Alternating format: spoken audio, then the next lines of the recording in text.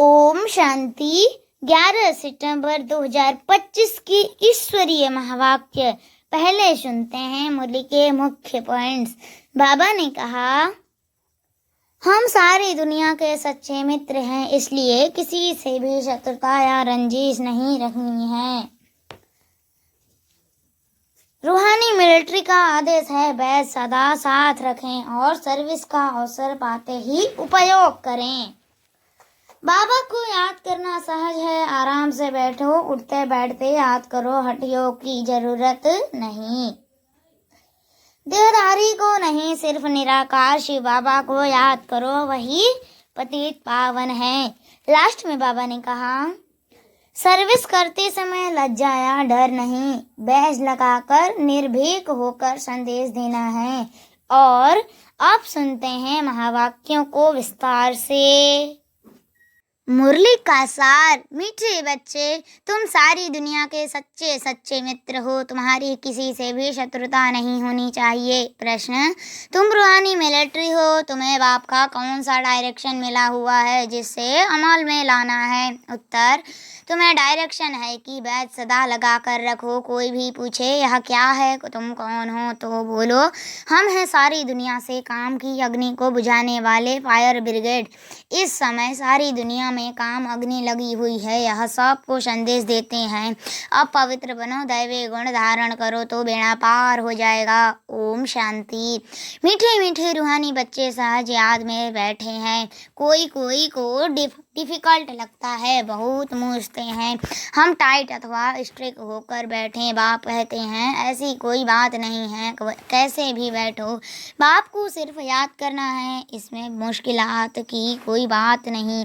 वह हठयोग ऐसे टाइट होकर बैठते हैं, टांग टांग पर चढ़ाते हैं।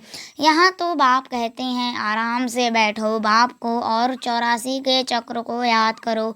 यह है ही सहज याद, उठते बैठते बुद्धि में रहे। जैसे देखो, यह छोटा बच्चा बाप के बाजू में बैठा है, इनको बुद्धि में माँ बाप ही याद होंगे। तुम भी बच्चे हो ना, बाप को याद करना तो बहुत सहज है।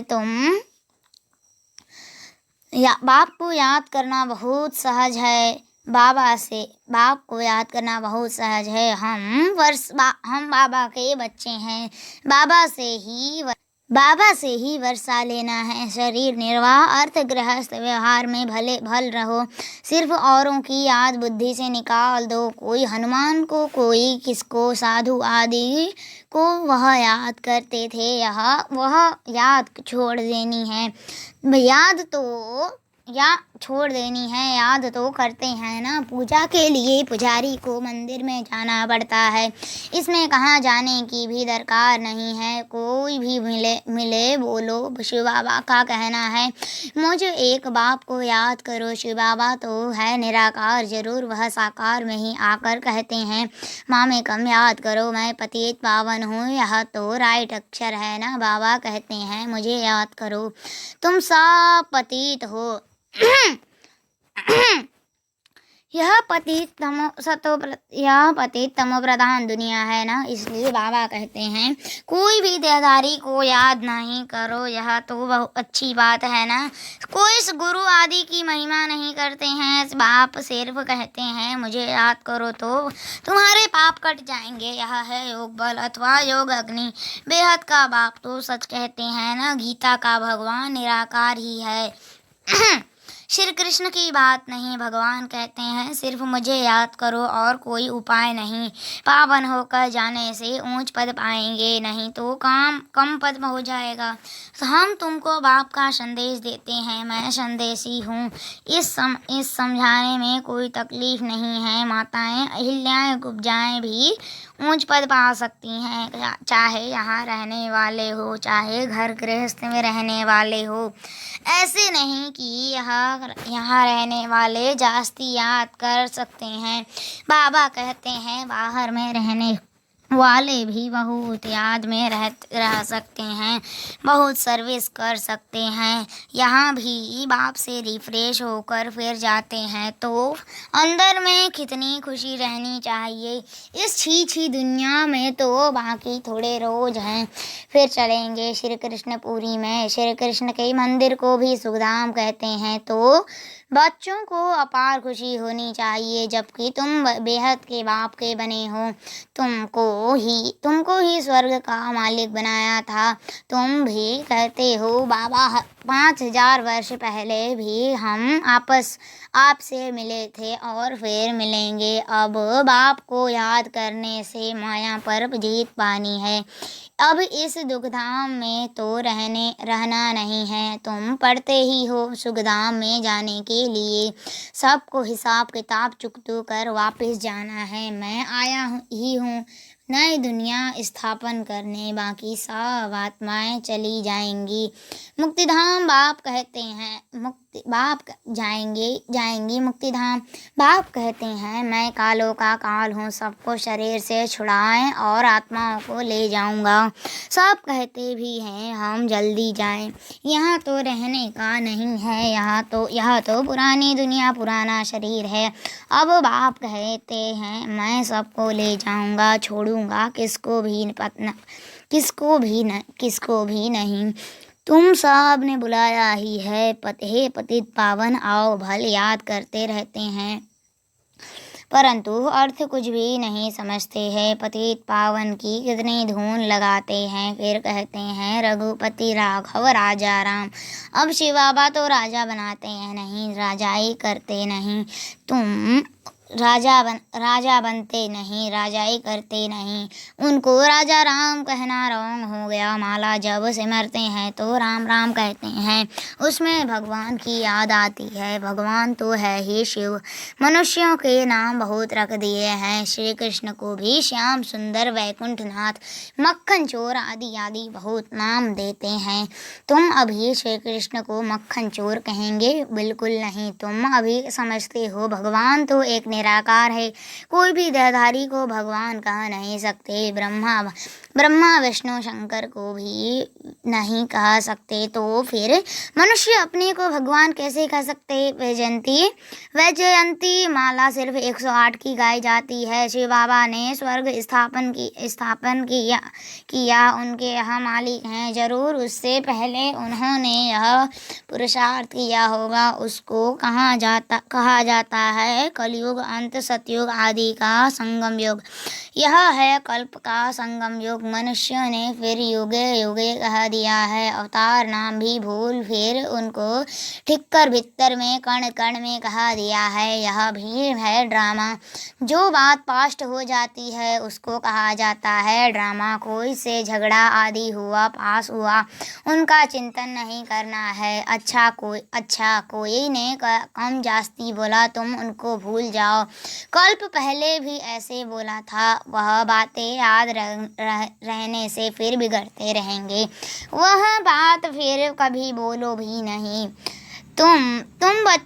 तुम बच्चों को सर्विस तो करनी है ना। सर्विस में कोई विघ्न नहीं पड़ना चाहिए, सर्विस में कमजोरी नहीं दिखानी चाहिए। शिव बाबा की सर्विस है ना, उनमें कभी जरा भी ना नहीं करना चाहिए, नहीं तो अपना पद भ्रष्ट कर देंगे। बाप के मददगार बने हो तो पूरी मदद देनी है। बाप की सर्विस करने में जरा भी धोखा नहीं देना है, पैगाम सबको पहुंचाना ही है। बाप कहते रहते हैं म्यूजियम का नाम ऐसा रखो जो मनुष्य देख अंदर घुसे और आकर समझे, क्योंकि यह नई चीज है ना। मनुष्य नई चीज देख अंदर घुसते हैं, आजकल बाहर से आते हैं। भारत का प्राचीन योग सीखने अब प्राचीन अर्थात पुराने थे पुराना, वह तो भगवान का ही सिखाया हुआ है। जिसको 5,000 वर्ष हुए सतयुग त्रेता में योग होता नहीं, जिसने सिखाया वह तो चला गया। फिर जब 5,000 वर्ष बाद आए तब भी आकर राजयोग सिखाए। प्राचीन अर्थात 5,000 वर्ष पहले भगवान ने सिखाया था, वही भगवान फिर संगम पर ही आकर राजयोग सिखलाएंगे, जिससे पावन बन सकते हैं। इस समय तो तत्व भी तमो प्रधान है। पानी भी कितना नुकसान कर देता है। उपद्रव होते रहते हैं। पुरानी दुनिया में सतयुग में उपद्रव की बात ही नहीं। वहाँ तो प्रकृति दासी बन जाती है, यहाँ प्रकृति दुश्मन बनकर दुख देती है। इन लक्ष्मी नारायण के राज्य में दुख की बात नहीं थी। सतयुग था, अभी फिर वह स्थापन हो रहा है। बाप प्राचीन राजयोग सिखा रहे हैं, फिर 5000 वर्ष बाद सिखाएंगे। जिसका पाठ है वही बजाएंगे। बेहद का बाप भी पाठ बजा रहा है। बाप कहते हैं, मैं इनमें प्रवेश कर स्थापन कर चला जाता हूँ। हाहाकार के बाद फिर जय जयकार हो जाती है। पुरानी दुनिया खत्म हो जाएगी। इन लक्ष्मी नारायण का राज्य था तो पुरानी दुनिया नहीं थी। 5000 वर्ष की बात है, लाखों वर्ष की बात तो हो नहीं सकती। तो बाप कहते हैं, और सब बातों को छोड़ इस सर्विस में लग जाओ।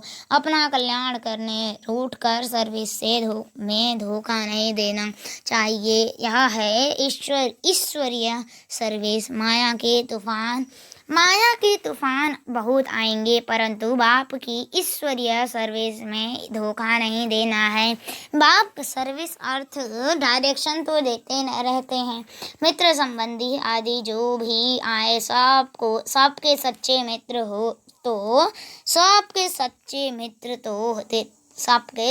मित्र संबंधी आदि जो सबके सच्चे मित्र तो तुम हो।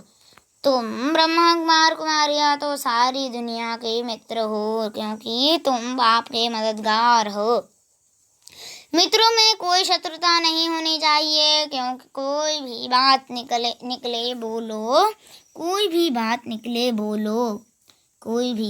निकले बोलो शिव बाबा को याद करो। बाप की श्रीमत पर लग जाना है, नहीं तो अपना नुकसान कर देंगे। ट्रेन में भी तुम आते हो, वहाँ तो सब फ्री है। सर्विस का बहुत अच्छा चांस है। बैच तो बहुत अच्छी चीज़ है, हर एक को लगा कर रखना है। कोई पूछे आप कौन हो तो बोलो हम हैं फायर ब्रिगेड। जैसे वह फायर ब्रिगेड होते हैं आग को बुझाने के लिए, तो इस समय सारी सृष्टि में काम अग्नि में सब जले हुए हैं। अब बाप कहते हैं, काम महाशत्रु पर जीत पहनो। बाप को याद करो, पवित्र बनो, दैवी गुण धारण करो तो बेड़ा पार है। यह बैच श्रीमत से ही तो बने हैं। बहुत थोड़े बच्चे हैं जो बैच पर सर्विस करते हैं। बाबा मुरलियों में कितना समझाते रहते हैं, हर एक ब्राह्मण के पास यह बैच होना चाहिए। कोई भी मिले उनको इस पर समझाना है। यह है बाबा, इनको याद करना है। हम साकार की महिमा नहीं करते। सर्व का सद्गति दाता एक ही निराकार बाप है, उनको याद करना है। याद के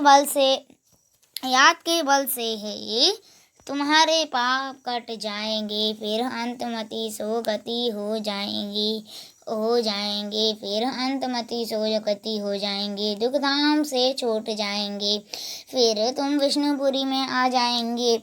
कितनी बड़ी खुशखबरी है। लिटरेचर भी दे सकते हो। बोलो तुम गरीब हो तो फ्री दे सकते हैं। साहूकारों को तो पैसा देना ही चाहिए, क्योंकि यहाँ तो बहुत छुपाने होते हैं। यह चीज़ ऐसी है जिससे तुम फकीर से विश्व का मालिक बन जाएंगे। समझानी तो मिलती रहती है, कोई भी धर्म वाला हो। बोलो वास्तव में तुम आत्मा हो, अपने को आत्मा समझ बाप को याद करो। अब विनाश सामने खड़ा है, यहाँ दुनिया बदलने वाली है। शिव बाबा को याद करेंगे तो विष्णुपुरी में आ जाएंगे। बोलो यह आपको करोड़ों पद्मों की चीज़ देते हैं। बाबा ने कितना समझाया है, बैच पर सर्विस करनी है, परंतु बैच लगाते नहीं। लज्जा आती है। ब्राह्मणियाँ जो पार्टी लेकर आती हैं अथवा कहाँ ऑफिस आदि में अकेली जाती हैं, जो यह बैच जरूर लगा रहना चाहिए। जिसको तुम या इन पर समझाएंगे वह बहुत खुश होंगे। बोलो, हम एक बाप को ही मानते हैं, वही सबको सुख शांति देने वाला है। उनको याद करो। पतित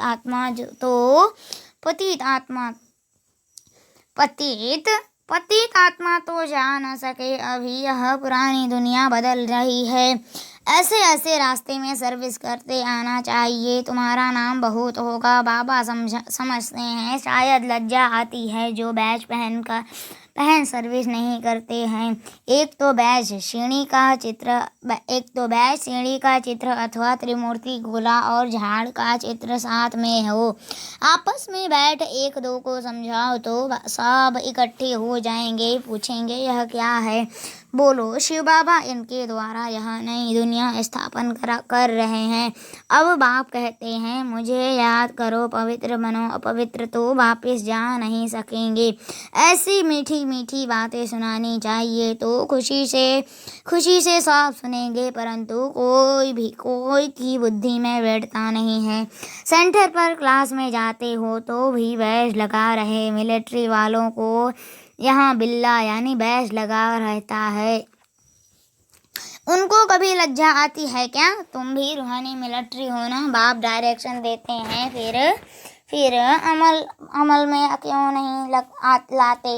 बैच लगा रहे हैं तो शिव बाबा की याद भी रहेगी। हम शिव बाबा के बच्चे हैं। दिन प्रतिदिन सेंटर्स भी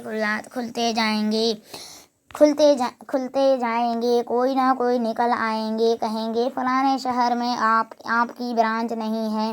बोलो, कोई प्रबंध करके मकान आदि का निमंत्रण दें तो हम आकर सर्विस कर सकते हैं। हिम्मते बच्चे मददे बाप तो बच्चों को ही कहेंगे सेंटर खोलो, सर्विस करो। यह सब शिव बाबा की दुकान है ना, बच्चों द्वारा चला रहे हैं। अच्छा, मीठे सिगलते बच्चों प्रति माता पिता बाप दादा का याद प्यार और गुड मॉर्निंग। रूहानी बाप की रूहानी बच्चों को नमस्ते। हम रूहानी बच्चों की रूहानी माता पिता बाप दादा का याद प्यार और गुड मॉर्निंग। नमस्ते नमस्ते नमस्ते। शुक्रिया बाबा, शुक्रिया। धारणा के लिए मुख्य सार। पहले पॉइंट, कभी आपस में रूठकर सर्विस में धोखा नहीं देना है, विघ्न रूप नहीं बनना है, अभी अपनी कमजोरी नहीं दिखानी है, बाप का पूरा मददगार बनना है। दूसरा, कभी कोई से झगड़ा आदि हुआ, पास हुआ, उनका चिंतन नहीं करना है। कोई ने काम जास्ती बोला, तुम उनको भूल जाओ। कल्प पहले भी ऐसे बोला था, वह बात फिर कभी बोलो भी नहीं। वरदान, शांति के दूत बन, सर्व को शांति का संदेश देने वाले मास्टर शांति शक्तिदाता भव। शांति के दूत बन, सर्व को शांति का संदेश देने वाले मास्टर शांति शक्तिदाता भव। विस्तार, आप बच्चे शांति के मैसेंजर, शांति के दूत हो। कहाँ भी रहते सदा अपने को शांति का दूत समझकर चलो। शांति के दूत हैं, शांति का संदेश देने वाले हैं। इससे स्वयं भी शांत स्वरूप शक्तिशाली रहेंगे और दूसरों को भी शांति देते रहेंगे। वह अशांति दे, आप शांति दो। वह आग लगाए, आप पानी डालो। यही आप शांति के मैसेंजर मास्टर शांति शक्तिदाता बच्चों का कर्तव्य है। स्लोगन, जैसे आवाज में आना सहज लगता है वैसे आवाज से परे जाना भी सहज हो। जैसे आवाज में आना सहज लगता है वैसे आवाज से परे जाना भी सहज हो। अव्यक्त इशारे, अब लगन की अग्नि को प्रज्वलित कर योग को ज्वाला रूप बनाओ। योग में सदा लाइट हाउस और माइट हाउस की स्थिति का अनुभव करो। या ज्ञान है लाइट और योग है माइट। ज्ञान और योग दोनों शक्तियाँ लाइट और माइट संपन्न हो, इसको कहते हैं मास्टर सर्वशक्तिवान। ऐसी शक्तिशाली आत्माएं किसी भी परिस्थिति को सेकंड में पार कर लेती हैं। अच्छा, ओम शांति।